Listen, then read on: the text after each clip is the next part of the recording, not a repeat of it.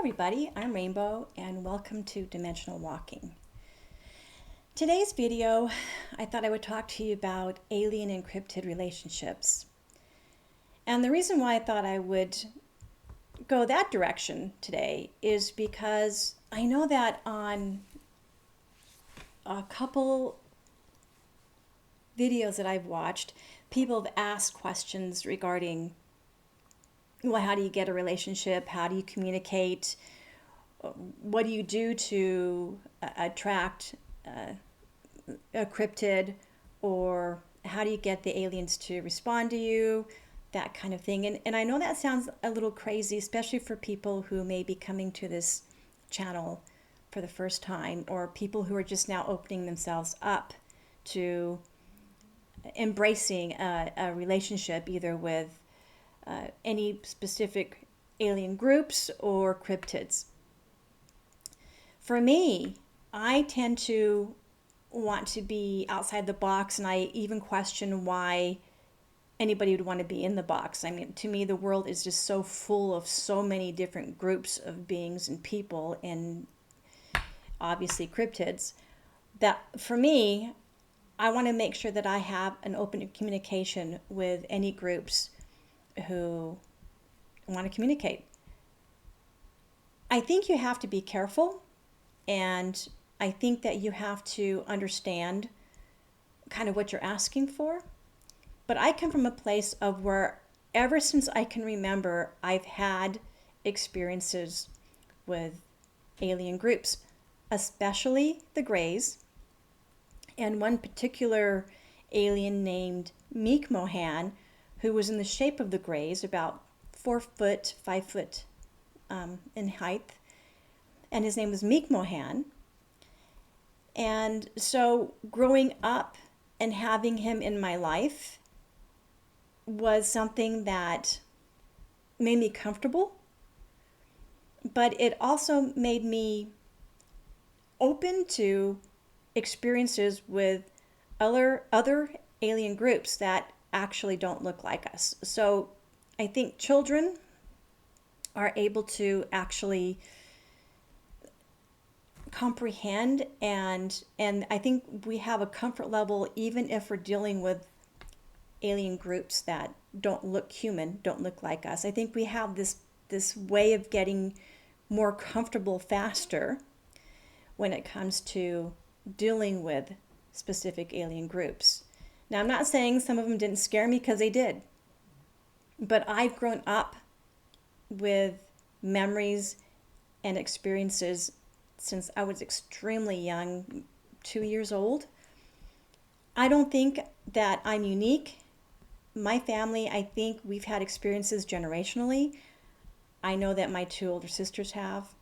I know that my parents, even though they were probably a little more traditional and closed off to talking about anything that unusual that happened to them, I know from the little conversations I've had with my mother that some unique things happened to them, but they just didn't want to talk about it. So in the relationship that I had with Meek Mohan, the one thing that I realized is that they, I guess from the time I was a little one, were always going to have a relationship with me. And for whatever reason, whether it's DNA, whatever interest they have in my family and the lineage, they have someone that they actually will, as far as I know, with Meek Mohan, will bring someone in that makes the child more comfortable. Now, I'm not saying this is the way it works with everybody who has abductions and who has memories of being abducted by aliens. What I'm saying is that in my case, Meek Mohan made it much more comfortable for me, and I think that he was probably assigned to me to make me more comfortable. And unfortunately, I don't know when the last communication I had with him, I don't know what age I was, but for me, it was really more exciting for me to remember that I did have that relationship with him, and then he did make me feel more comfortable. Now, remember that Meek Mohan made me feel more comfortable, especially when I was dealing with the mantids, because sometimes I would be in like rooms, classrooms with other children where we'd have a mantid showing us something more like a teacher. And Meek Mohan gave me that comfort level to where I would be able to be in the room and deal with the mantids because they are not friendly. They were just very cold and indifferent and just extremely callous from my memories. And I've had a couple memories that have come back to me. One in a classroom and then another one being out with a large group of children with spacecraft and these mantids that were a part of my memory. What's interesting is in some of these memories that I've had actually other people who have similar memories. So it makes me feel more confident on what I've remembered. But it also made me miss the relationship that I had with Meek Mohan because I just don't know where he is, what happened to him. And for me, it's just normal to have had a relationship with the Greys or with Meek Mohan, just like it is with another human being. I don't think that if a person wants to have a relationship or attract the attention of these beings, that it's hard. I think that in our minds, the fear factor is what makes it so hard. The what if I have a relationship with an alien? What if I have a relationship with a cryptid?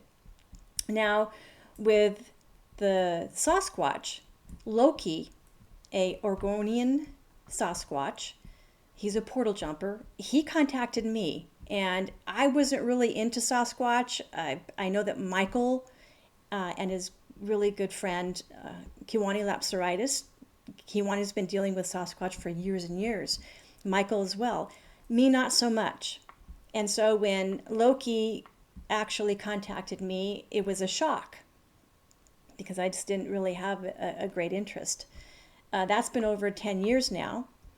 And so the cool thing with Loki is that he decided to contact me and to have a relationship with me because he knew that I wouldn't have anything to gain from it. I wasn't going to go write a book. Not that there's anything wrong with that. But he just felt safe enough to be able to relay information to me, and he sensed that I wouldn't have an ego trip as far as that goes, and he's gone. I mean, I haven't talked to Loki in a long time. So what I'm trying to figure out here, as far as how I want to tell you guys this, is that I don't think it's hard having a relationship with any groups of beings, especially if you understand yourself what you're wanting. And I think that as humans, we kind of tend to make things a lot harder than it needs to be. And I'm not pointing a finger at anybody. I'm the pot calling the kettle black here. So when it comes to anybody who has been living their life for a long period of time with abductions and with memories of working with aliens, I think that it's easier said than done as far as telling someone else how to have a relationship with someone, especially if they're not from this planet. Now, I've had friends, my good friend Woody Crumbo and my ex-husband Kelly Thunderbow, I had experiences with them and they were my validation. So for me, that helps out. I think validation when it comes to having relationships or thinking you have relationships with cryptids or aliens is very important. Not that I necessarily needed it because I don't question my memory. I know what I feel and I know what I know. And when my memories came back to me, it made sense as to why I've always felt the way I have. So I think the important thing is when you gain confidence in yourself, that is a good way to start off having any relationship with any groups that maybe aren't from here. And so I would say make sure you're grounded and you have a good base, a good foundation for who you are as a human being and a person. Understand that just like there's positive and negative humans, there's positive and negative beings and cryptids out there. So I think it's important to understand what you're attracting to you. You have to be, I don't think guarded, but you have to be rational and have some common sense to you as far as why you're wanting to attract the attention of any alien groups or a cryptid.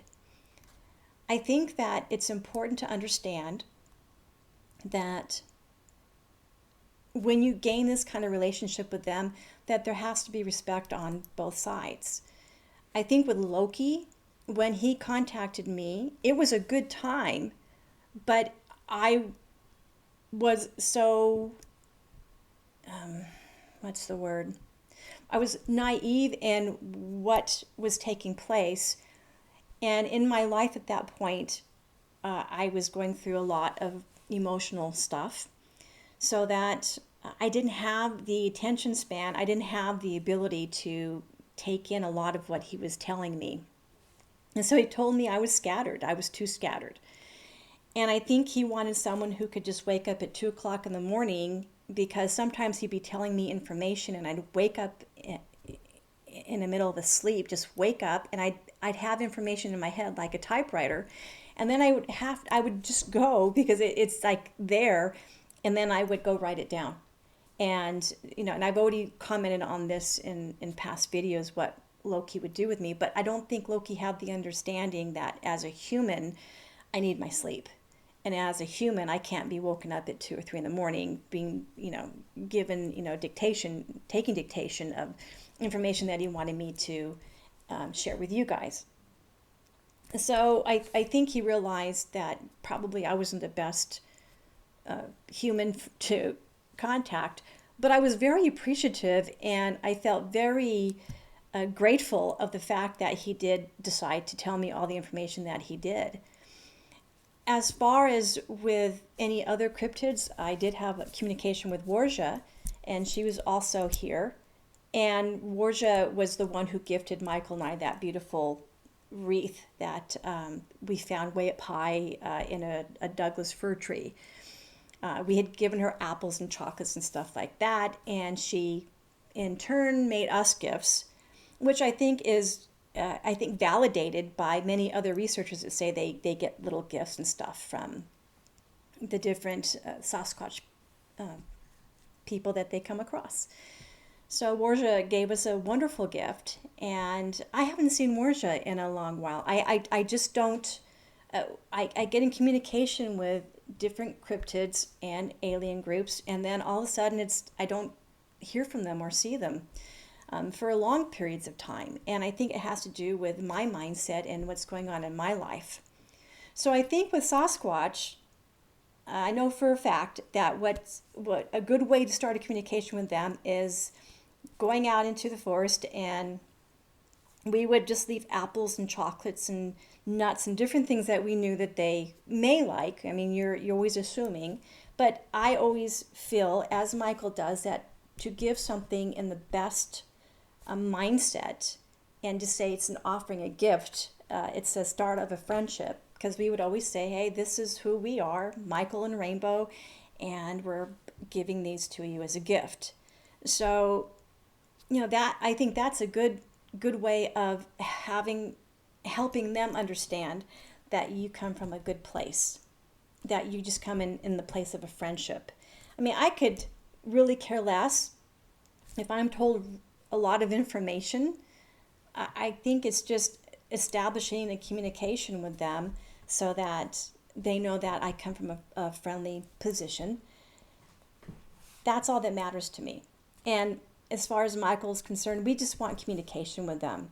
If we're told stuff, that's great. If we're not told stuff, that's okay. It's just like a friendship that doesn't have. I don't need to gain anything from it.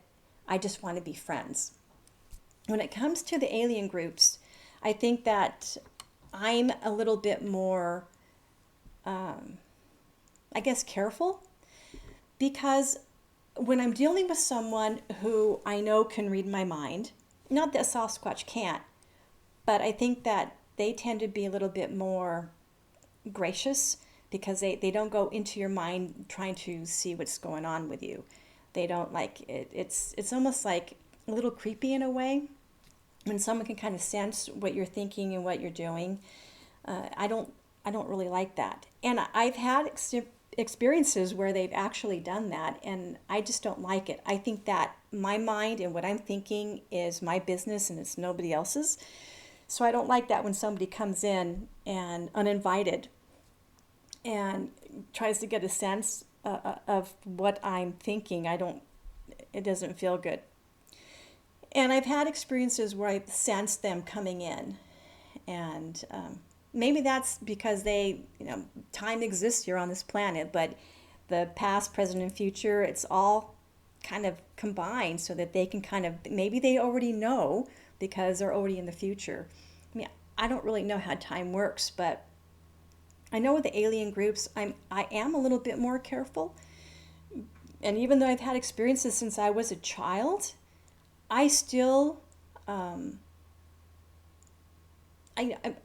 tread lightly, very carefully there because I don't always know who I'm in communication with, because in some ways I feel a little blindsided because while they have a better vantage point of me, I don't have a good sense of who they are always. I will feel them around. As an empath, I can feel them, I can sense them, and I can really tell when they're around. Some times I get a really heavy, dense feeling. Uh, Sometimes I'm lying down in bed in the middle of the night, and I'll sense that they're there. Other times I can feel them all day long because I'll feel like something is eyeing me from all directions. It's just like this intelligence, this knowing that is there, and I'll sense them there. So I always try to say, hey, look, you're making me uncomfortable. So my dialogue with these different groups is like, hey, I don't feel comfortable with you, so just kind of back off. If you want a relationship with cryptids or these alien groups, I think the best place to come from is within yourself and understanding where you come from. I think that everybody has different questions that we want to ask them. I think everybody has a and it's true, an agenda as far as what we're wanting from anybody from outside this planet. I think that don't ever go into a relationship, especially with this particular any particular alien group, where you are just kind of open yourself up for whatever comes your way. I think you have to basically put down like little, what's the word? You want to protect yourself so that it's just like you don't give them free reign as far as coming in and talking to you or communicating with you. I think little bits and pieces at a time when you're first starting out is the best way to do it. At this moment, as far as what I do, I like to have conversations with them. If they will have a conversation with me, I think that I already in my mind let them know, and this is just like it's almost like every time, and they should know this, that I want them to come gently and easily. I don't want them coming in a way that will make it scary, because the hardest part about all of this as human beings is we're trying to gain our sense and our place in the galaxy and the universe. In order to do that, we have to understand the other species and groups that are out there. That includes cryptids as well. So what I'm saying is that in knowing who you are and working with these other alien groups, it's important to have them understand where you stand, where your place is, because as a human being, I don't feel I lack anything that they are. I just think I haven't remembered every aspect of who I am as a woman, as a human. And so for me, that's not my Achilles heel. It just means that I haven't attained that higher consciousness, that higher frequency, so I can remember everything. So understand that where your energy is, where your frequency is where they're going to come and communicate to you with. So, if you're in a low vibration, it's going to be very scary. So just raise yourself up and be aware of who you are and where you're at, because you may want communication, but you may not be ready for it. Sometimes I'm not always ready for it myself. I think that with Loki, I didn't even see that coming. When Michael and I saw the dog man, and we actually got the photograph of the dog man, that was something that it was kind of foreign to me. It was like I couldn't even believe we got the photograph. So I know that I didn't need that as validation that there is dogmen. I mean, I've heard stories. What I'm saying is that in understanding having a relationship or communication with any of these groups, that you have to, in your mind, understand that they exist. So obviously when you know something exists, then it becomes more palatable for you, and it becomes something that is more solid as far as your reality and their reality. So you have realities mixing and coming together. You have to understand what your part of the responsibility of having a relationship with alien groups and cryptids. So just remember, you have to understand who you are, what you want, and why you want communication with them. You have to be willing to be open to a dialogue that isn't always comfortable. Like I said, Loki would wake me up at 2 a.m. so that I would be talking with him. And he would be saying, oh yeah, this or that or whatever. As far as alien groups, they'll come to me, and sometimes I'm so exhausted when I wake up in the morning, so exhausted, that I have to tell them, you can't do that to me all the time. So I know that my energy has to be up in order for me to have communication. So just have some guidelines that they follow and that you follow, so that when you do have communication, it's not something that you feel is out of your control. Because when I go to sleep, and sometimes I don't want any communication from anything, I don't want any communication from anything because I'm tired. And plus I'm living life. So sometimes, especially when you're making a living, you go and make a living, and then you got to come home, and then you're not always, your energy isn't high enough to even remember or deal with alien groups. So I think how we live our lives, I guess what I'm trying to get to is that how I live my life and how I retain my energy and how I raise my vibration and how I understand those guidelines, how important they are for me, I tell them, and I make it very clear what it is that I'm willing to talk about, what scares me. I let them know from my perspective what I can handle and what I can't. So let them know ahead of time what you can and can't handle. They probably already know, but let them know that you're wanting a relationship. If you don't, I think go through these guidelines. It kind of sets you up in a way for them to kind of have carte blanche, whatever they want to do.